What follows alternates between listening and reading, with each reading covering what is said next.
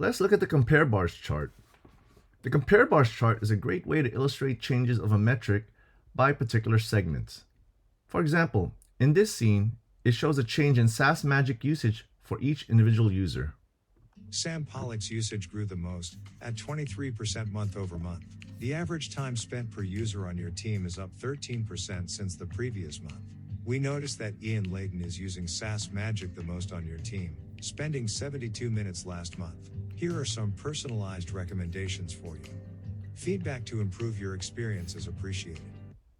Great! Now let's see how to create and configure the chart. To create a compare bar scene, go to your workflow and drag the compare bar scene found under Account Management. Click Edit to open the settings.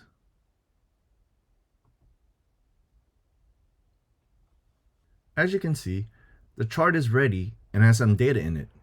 Let's play the default chart.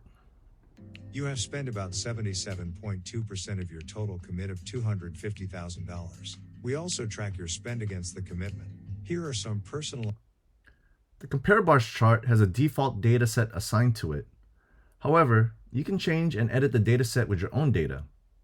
To do that, expand data set and click on the pencil to edit the data.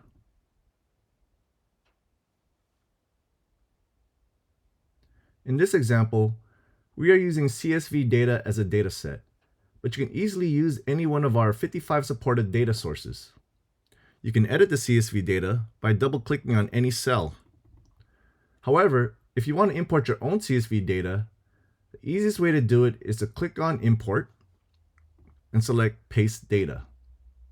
Let's look at the data you need to import. Here, I'm using Google Sheets to edit my SaaS Magic data, but you can use any software to view and edit your CSV data like Excel or Numbers. One column needs to be a unique identifier for the groups of segments, which is account ID in this example. We are only reporting on one account, so the account ID is the same for each record. But if you wanted to reuse the chart for different accounts, you would put all the different account IDs of your customers. The chart would be smart enough to only display the data of your customer's specific account. Another column needs to contain the different segments in the chart. In this case, we are using name, and the different segments are the customers of SaaS Magic. Another column needs to contain the different metrics we want to measure. So in our example, the metrics we are measuring is the current and previous usage of SaaS Magic for each individual customer. Another column needs to contain the value of each metric. So here in the usage column, this is the number of times each customer has used SaaS Magic currently and previously. After you make your changes, you would select all the data and select Copy. You would go back to the Edit Dataset screen, go back to Import, and select Paste Data. Now paste all your data into this screen and click Save. And as you can see, all the new data has been inserted.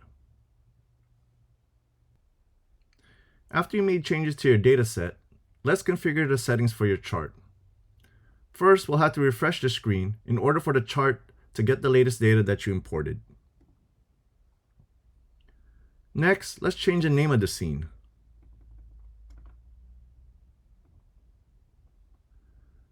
Now, let's set the chart values under Chart Metrics.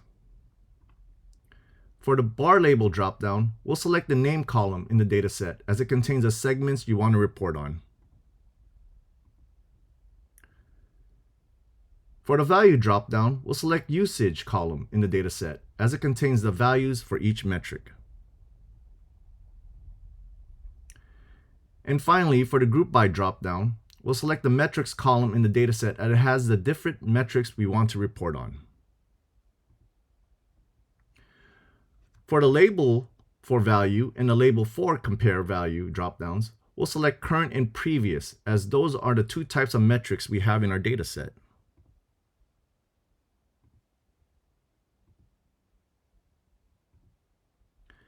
Next, let's change the narration of the scene. First, we would have to click Save, and then we would go to Narrations, And let's delete all the narrations that we have here. Now, I'm just going to copy and paste the narrations that I want to put in the scene from another document that I already have prepared.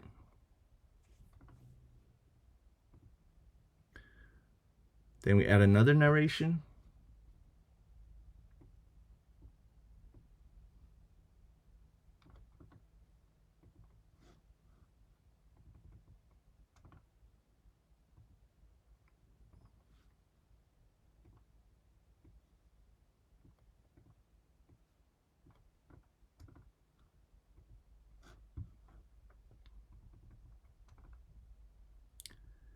And then let's click Save. Now let's preview our scene.